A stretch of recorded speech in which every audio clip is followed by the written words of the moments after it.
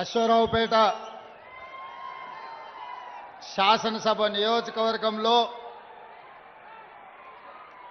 ఇందిరమ్మ ఇండ్ల ప్రారంభోత్సవ కార్యక్రమం తీసుకొని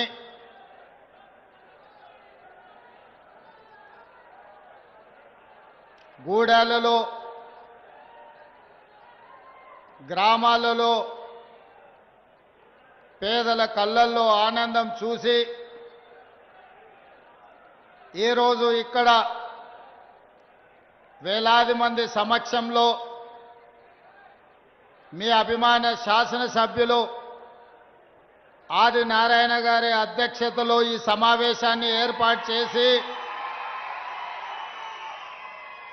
ఈ సమావేశానికి నాతో పాటు మీరు అభిమానంగా పిలుచుకునే గృహ నిర్మాణ శాఖ మంత్రివర్యులు పొంగులేటి శ్రీనన్న గారిని, ఖమ్మం జిల్లా ఇన్ఛార్జ్ మంత్రివర్యులు వాకిటి శ్రీహరి గారిని, అదేవిధంగా ఖమ్మం జిల్లా పార్లమెంట్ సభ్యులు రామసాయం రఘురామరెడ్డి గారిని,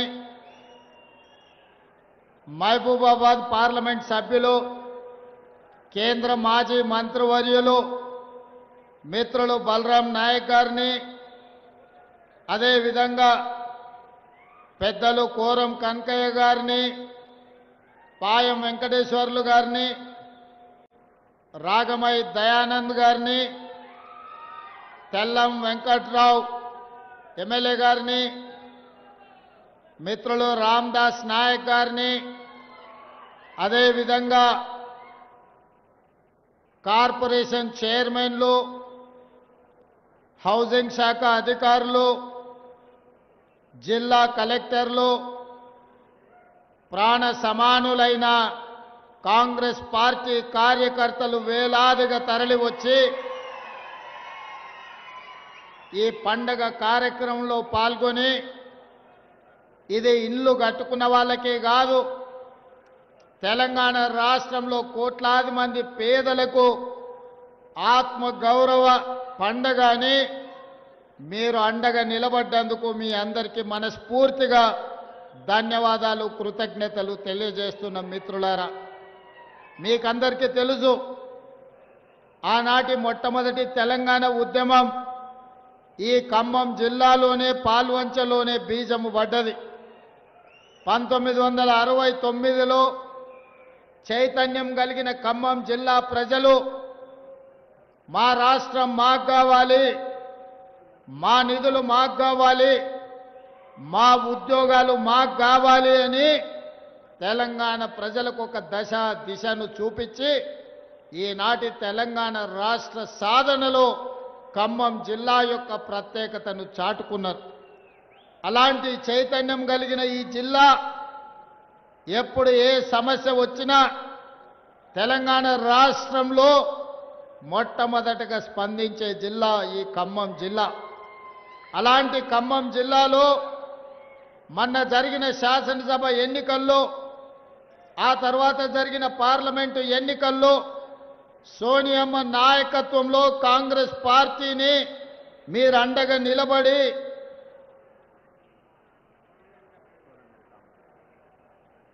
అదేవిధంగా మన కమ్యూనిస్టు మిత్రులు, మన ఎన్నికల భాగస్వాములు కూనంనేని సాంబశివరావు గారు కూడా ఈరోజు ఈ కార్యక్రమంలో పాల్గొని కాంగ్రెస్ కమ్యూనిస్టులు సహజ మిత్రులు, ఎప్పుడైనా ప్రజలు కష్టాలలో ఉన్నప్పుడు మనమంతా కలిసికట్టుగా పని చేయాలి అని చెప్పి ఈనాడు కమ్యూనిస్టు సోదరులు కూడా మనకు అండగా నిలబడ్డారు.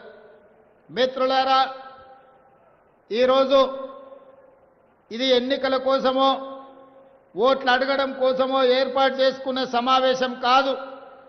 ఈరోజు ఇక్కడ ఈ సమావేశం ఒక గూడెంలో పేద ఆడబిడ్డలు గత 10 సంవత్సరాల నుంచి కండ్లు కాయలు కాసేగా ఎదురు చూసి డబుల్ బెడ్రూమ్ ఇల్లు వస్తుందేమో ఆత్మగౌరవంతో తమ బంధువుల ముందు, గ్రామంలో ఇతరుల ముందు బ్రతకొచ్చు అని ఆశించాను.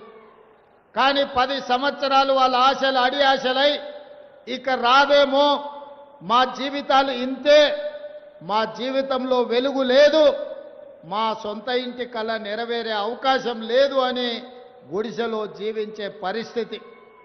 అందుకే ఆలోచన చేసినాం. ఇవాళ మిమ్మల్ని అందరినీ ఆలోచన చేయమని నేను అడుగుతున్నా. ఆనాడు పేదవాళ్లను, పేదవాడి ఆత్మగౌరవాన్ని నిలబెట్టాలని శ్రీమతి ఇందిరాగాంధీ గారు రోటీ కప్డా ఔర్ మఖాన్ అని ఒక స్లోగన్ తీసుకొని పేదలకు పట్టెడు అన్నం పెట్టాలి, వాళ్లకు సొంత ఇల్లు ఉండాలి అని చెప్పి ఆనాడు శ్రీమతి ఇందిరాగాంధీ గారు కార్యక్రమాన్ని తీసుకున్నారు. వాళ్లకు పేదలకు ఆనాడు కట్టుకోవడానికి బట్టలు లేకపోతే వాళ్లకు సొంతంగా రాష్ట్ర ప్రభుత్వం నుంచి బట్టలు అందించాలి అని ఆనాడు శ్రీమతి ఇందిరాగాంధీ గారు నిర్ణయం తీసుకున్నారు. కాలక్రమేణా ప్రజలలో చైతన్యం వచ్చింది. ఆర్థిక పరిస్థితులు మెరుగుపడ్డా పేదలకు మాత్రం సొంత ఇంటి కల నెరవేరలేదు. మరి ఆ సొంత ఇంటి కలను, పేదల యొక్క ఆత్మగౌరవాన్ని నిలబెట్టడానికి 2004 సంవత్సరంలో సోనియా గాంధీ గారి నాయకత్వంలో మీ అందరి మనందరి అభిమాన నాయకుడు డాక్టర్ వైఎస్ రాజశేఖర రెడ్డి గారు సుదీర్ఘ పాదయాత్ర చేసి తండాలలో, గూడాలలో, మారుమూల పల్లెల్లో పేదలను కలిసి పేదల సమస్యలు తెలుసుకొని ఆ సమస్యల్లో భాగంగా సొంత ఇంటి కళ ఒక బలమైన ఆకాంక్ష అని వారు గుర్తించారు. అందుకే ఆనాడు డాక్టర్ వైఎస్ రాజశేఖర రెడ్డి గారు ఇందిరమ్మ ఇండ్ల పథకాన్ని ప్రారంభించడమే కాదు, సాచ్యురేషన్ మోడ్లో ఇస్తామని, ప్రతి పేదవాడికి ఇల్లు లేని వాడికి సొంత ఇల్లు ఇస్తామని 10 సంవత్సరాలలో 25 లక్షల ఇల్లు తెలంగాణ రాష్ట్రంలో పేదలకు అందించి కాంగ్రెస్ పార్టీ ప్రతి సంవత్సరం 2.5 లక్షల ఇందిరమ్మ ఇండ్లు ఆనాడు ఇవ్వడం జరిగింది. నేను ఇవాళ అడుగుతున్న మిత్రులారా, 2023లో జరిగిన ఎన్నికల సందర్భంగా ఆనాటి ముఖ్యమంత్రికి సవాలు విసిరిన, పదే పదే విమర్శిస్తుంటే కాంగ్రెస్ పార్టీ ఏమీ చెయ్యదు అని మన మీద అబాండాలు వేస్తుంటే నేను ఒక సవాలు విసిరిన ఈ ఖమ్మం గడ్డ మీద నుంచి ఆనాడు, ఇందిరమ్మ ఇండ్లు ఉన్న గ్రామంలో మేము ఓట్లు అడుగుతాం, డబుల్ బెడ్రూమ్ ఇండ్లు ఉన్న గ్రామాలలో మీరు ఓట్లు అడగాలి, ఒకవేళ ఏ నియోజకవర్గంలో అయినా మీకు డిపాజిట్లు వస్తే తప్పకుండా చంద్రశేఖరరావు గారు మమ్మల్ని మన్నించమని, క్షమించమని నేను అడుగుతాను సవాలు విసిరిన. నేను ఇవాళ ఈ వేదిక మీద నుంచి ఒక మాట చెప్పదలుచుకున్నా. హనుమాన్ల గుడి లేని గ్రామం ఉండొచ్చు, హనుమాన్ల గుడి లేని గూడెం ఉండొచ్చు, కానీ ఇందిరమ్మ ఇండ్లు లేని గ్రామము, గూడెము, తండాలు లేవు అంటే ఇందిరమ్మ ఇండ్లు తండాలలో, గూడాలలో, మారుమూల పల్లెల్లో, రాజీవ్ స్వగృహ పేరు మీద పట్టణాల్లో పేదవాళ్లకు ఇండ్లు ఇచ్చే ఆత్మగౌరవాన్ని నిలబెట్టింది కాంగ్రెస్ పార్టీ అని చెప్పి నేను ఈ సందర్భంగా చెప్పదలుచుకున్నా. అందుకే ఆనాడే నిర్ణయించుకున్నా, ఏది ఏమైనా అక్కడి సూర్యుడు ఇక్కడ మొలిసినా, ఎవరు అడ్డం పడ్డా, ఎవరు అడ్డుకున్నా ప్రతి పేదవాడికి ఇందిరమ్మ ఇల్లు ఇవ్వాలి, ఆ ఇల్లు కట్టుకోవడానికి 5 లక్షల రూపాయలు ఇవ్వాలని ఆయనలో నిర్ణయం తీసుకున్నా. మేము ఆశించినట్టుగానే, మీరు ఊహించినట్టుగానే ఇందిరమ్మ రాజ్యం ఏర్పడ్డది. మరి ఇందిరమ్మ రాజ్యం వచ్చిన తర్వాత ఈ పని చెయ్యాలి అంటే నాకు కూడా బలమైన పని చేయగలిగిన సమర్థుడైన మంత్రి ఉండాలి కదా అని నేను ఆలోచన చేసిన. అందుకే ఈ పేదల కళ నెరవేరాలి అంటే రోజుకు 18 గంటలు పనిచేసే మంత్రి ఉండాలి అని, అలా కష్టపడే తత్వం ఉన్న మీ పొంగులేటి సీనన్నను గృహ నిర్మాణ శాఖ మంత్రిగా,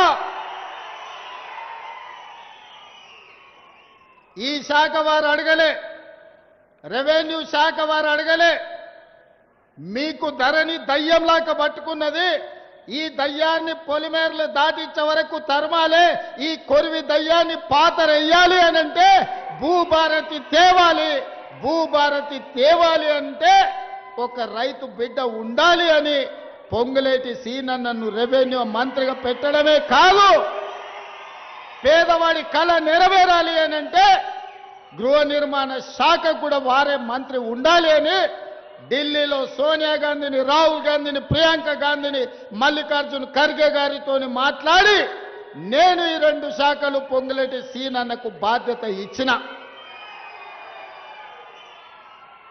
నేనే తీసుకొని ఉండొచ్చు, ఈ శాఖలు నా దగ్గర పెట్టుకొని ఉండొచ్చు. ముఖ్యమంత్రి ఏ శాఖ అయినా పెట్టుకోవచ్చు, మీకు అందరికీ తెలుసు. కానీ మంత్రులను సమన్వయం చేయాలన్నా, చంద్రశేఖరరావు సంగతి చూడాలన్నా నాకు సమయం సరిపోదు. కాబట్టి సమయం ఇవ్వడమే కాదు, సరిగ్గా పనిచేసే సమర్థవంతమైన మంత్రి ఉండాలి అని సీనన్నని ఈ శాఖకు నియమించిన నా అంచనా తప్పలేదు. ఇవాళ భూభారతి ద్వారా లక్షలాది మంది రైతుల సమస్యలు పరిష్కరించడమే కాదు, ఇవాళ దాదాపుగా 4.5 లక్షల పేదవాళ్లకు ఇందిరమ్మ ఇండ్లు నిజమైన లబ్ధిదారులకు ఇవ్వడానికి ఒక్క తప్పు కూడా జరగకుండా 99.99% ఇవాళ పక్కడు బందీగా ఇందిరమ్మ ఇండ్ల కార్యక్రమాన్ని అమలు చేస్తున్నాడు. అంటే నా అంచనా తప్పలేదు. ఢిల్లీ ముందల నేను తల వంచుకునే పరిస్థితి తీసుకురాలేదని చెప్పి నేను గర్వంగా చెప్పదలుచుకున్న మిత్రులారా. ఎందుకంటే ఏ పని ఎవరు చేయాలో, ఏ పని ఎవరు సమర్థవంతంగా నిర్వహిస్తారో గుర్తించవలసిన బాధ్యత నాయకత్వానికి. కొన్నిసార్లు మనం అంతా మంచి అనుకొని నిర్ణయించుకుంటే కొన్నిసార్లు మన అంచనాలు కూడా తప్పొచ్చు. అందుకే 20 నెలల్లో నేను నిశితంగా గమనిస్తున్నా. 20 నెలల తర్వాత ఇవాళ మీ ముందల ప్రకటిస్తున్నా, సీనన్నకి ఇచ్చిన శాఖలు సమర్థవంతంగా నిర్వహించి ఇవాళ పేదలకు న్యాయం జరిగింది. ఇవాళ జాతీయ స్థాయిలో ధరణిని బొందబెట్టిన భూభారతి పేద రైతులకు అందుబాటులో తెచ్చిన ఇవాళ 4.5 లక్షల మంది పేదలు సొంత ఇంటి కలను ఇవాళ నెరవేర్చిన అక్కడ నాయకపోడు రమణమ్మ ఇంట్లోనే గృహప్రవేశానికి పోయినా ఆమె బిడ్డ కళ్ళల్లో ఆనందం చూస్తే ఇంతకుముందు ఈ వేదిక మీద మాట్లాడిన ఒక మైనారిటీ ఆడబిడ్డ కళ్ళల్లో ఆనందం ఏమిచ్చినా రాదు, ఏం చేసినా ఆనందం రాదు. జూబ్లీహిల్స్లో ఇల్లు కట్టుకున్న నా కళ్ళల్లో ఎంత ఆనందం ఇల్లు గృహప్రవేశం చేసిన రోజు ఉందో ఇవాళ అశ్వరావుపేట పేదోళ్ళు వాళ్ళ గృహ ప్రవేశం చేసినప్పుడు వాళ్ళ కళ్ళల్లో, వాళ్ళ గుండెల్లో వాళ్ళ సంతోషం చూస్తే ఏ నాయకుడికైనా ఇంతకంటే ఆనందం ఏముంటుందని నేను అడుగుతున్న మిత్రులారా.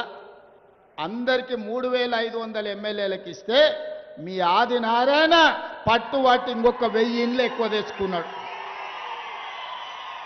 రాష్ట్రంలో మా సిఆర్ఈ మంత్రికి కూడా 3,500 ఇచ్చిన. కొడంగల్లో నేను కూడా 3,500 తెచ్చుకున్నా. కానీ పొంగులేటి శ్రీనివాసరెడ్డి గారికి ఆ వారి నియోజకవర్గంలో కూడా 3,500 ఇచ్చిన. కానీ మీ ఆది నారాయణ 4,500 తెచ్చుకున్నాడా?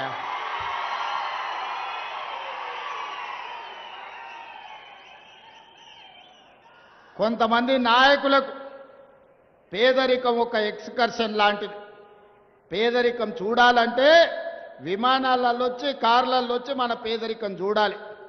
ఆది నారాయణ కావచ్చు, పొంగులేటి సీనన్న కావచ్చు, నేను కావచ్చు, ఈ గ్రామాలలో పేదరికం చూసి పేదవాళ్ళ కష్టాన్ని అర్థం చేసుకొని గ్రామ స్థాయి నుంచి ఇవాళ జాతీయ స్థాయి వరకు రాజకీయాలలో మేము సమస్యల మీద మాట్లాడుతున్నామంటే పేదరికం చూసినాం, పేదరికం ఉన్న దగ్గరనే పుట్టినాం, పేదరికం ఉన్న దగ్గరనే పెరిగినాం, పేదలతోని కలిసి మాట్లాడినాం, పేదలతోని కలిసి భోజనం చేసినాం. కాబట్టే పేదోడి కష్టం మాకు తెలుసు. మాకిది ఎక్స్కర్షన్ కాదు, మాకిది చదువు కాదు, ఇది మా జీవన విధానంలో ఒక భాగం. పేదరికం అంటే ఆ పేదరికాన్ని రూపు మాపాలే, పేదరికాన్ని పొలిమేర్లు దాటే వరకు తరమాలి అని ఇవాళ బాధ్యత తీసుకొని ముందుకెళ్తున్నాం మిత్రులారా. అందుకే ఆనాడు మీరు ఆలోచన చేయండి.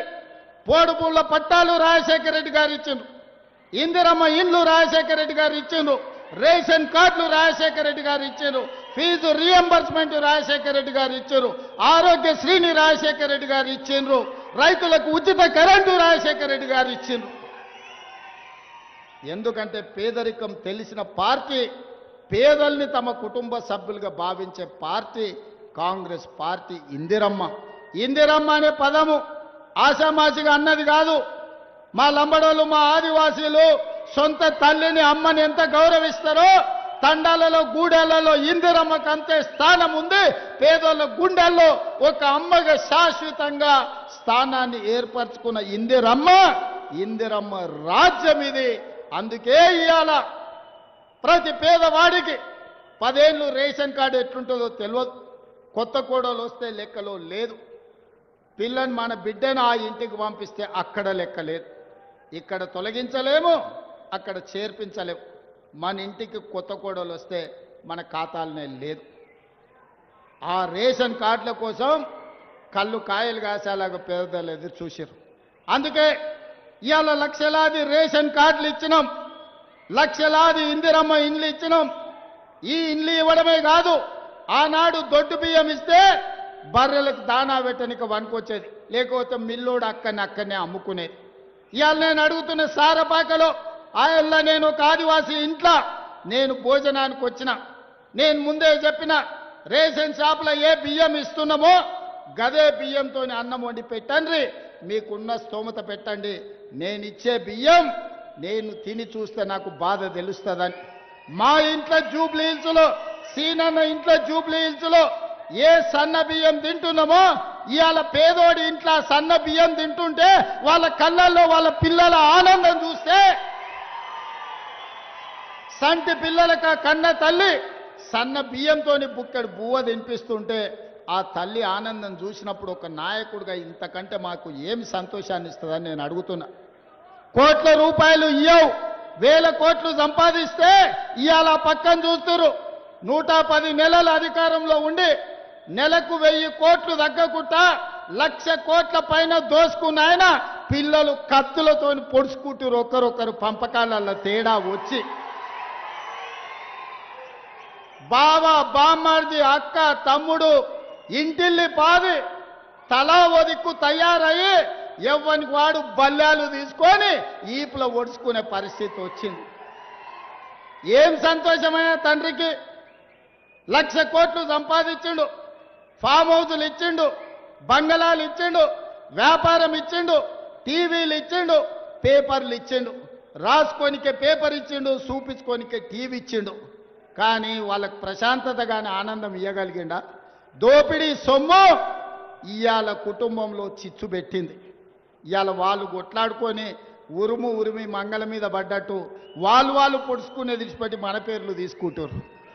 మేమేదో ఆన్లైన్ కాలు ఉన్నాం, మేమేదో ఈలైన్ కాలు ఉన్నామని నేను ఒక మాట చెప్పదలుచుకునే, ఎక్కువ చెప్పదలుచుకోలే. కానీ 2023 డిసెంబర్లోనే ఆ కాల నాగును మీరు కట్టెతో కొట్టి చంపారు.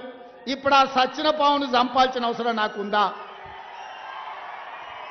బీఆర్ఎస్ అనే పామును, ఇది కాలకూట విషం ఉన్నది, ఇది ప్రజలను దోసుకునే అనకొండ అని 4 కోట్ల ప్రజలు డిసెంబర్ 3 తారీఖు నాడు బండరాయితోని మోది ఆ కాలకూట విషమున్న కాల నాగును ఆయల్లనే తెలంగాణ ప్రజలు బొందబెట్టిరు, మాడ వలగొట్టిరు. ఇక సచ్చిన పావుని ఇవాళ నేను చంపాల్సిన అవసరం ఉన్నదే? మీ పంపకాలలో పంచాయతీ వస్తే కుటుంబ పెద్ద దగ్గర కూర్చోండి, తెగకపోతే కుల పెద్ద దగ్గరకు పోండి, అక్కడ కూడా తెగకపోతే మంత్రగాన్ దగ్గరకు పోండి. ఎందుకంటే ఏ పంచాయతీ తెగకపోతే మంత్రగాన్ దగ్గర పోయి కూర్చుంటారు. పోయి ఉన్న మంత్రగాన్ని చూసుకొని మీ పంచాయతీ తెంచుకోరు. అంతే తప్ప మమ్మల్ని లాగకండి. మీ కుటుంబ పంచాయతీల మాకు రేషన్ కార్డులు ఇచ్చే పని ఉంది, పేదోళ్ళకి సన్న బియ్యంతో అన్నం పెట్టే పని ఉంది, పేదవాడికి ఇందిరమ్మ ఇల్లు ఇచ్చే పని ఉంది, పేదవాడికి రైతు భరోసా 9 రోజుల్లో 9,000 కోట్లు ఇవాళ పేదోళ్ళ ఖాతాలు వేసినాం. 25,35,964 మంది రైతులకు 20,617 కోట్ల రూపాయలు రైతులకు రుణమాఫీ చేసినాం. రైతులకు రైతు భరోసా ఇవ్వడమే కాదు, రైతు రుణమాఫీ చేసి ఒక్క 18 నెలల్లో 1,04,000 కోట్ల రూపాయలు ఈరోజు పేదల ఖాతాల్లో, రైతుల ఖాతాలో వేసినాం. అందుకే మిత్రులారా, ఈరోజు రేషన్ కార్డు కావాలన్నా ఇందిరమ్మ ఇల్లు కావాలన్నా, సన్న బియ్యం కావాలన్నా, 50 లక్షల ఇళ్లకు 200 యూనిట్లు ఉచిత కరెంటు ఇచ్చినా ఈరోజు అది ఇందిరమ్మ రాజ్యంలోనే సాధ్యమైంది. ఈరోజు మన ప్రభుత్వంలోనే సాధ్యమైంది. ఇదే కాదు, ఇవాళ నేను ఒక మాట చెప్పదలుచుకున్నా. ఆనాడు పోడు భూములు ఇచ్చినాం, అసైన్మెంట్ పట్టాలు ఇచ్చినాం. ఇవాళ దాదాపుగా కొద్ది మందికే ఇంకా భూములు ఇచ్చే అవకాశం ఉంది. ఇవాళ భూములు అందుబాటులో లేవు. అందుకే మన దరిద్రం తీరాలన్నా, మనం బాగుపడాలన్నా విద్య ఒక్కటే మార్గం. మన తలరాతల్ని మార్చేది విద్యనే.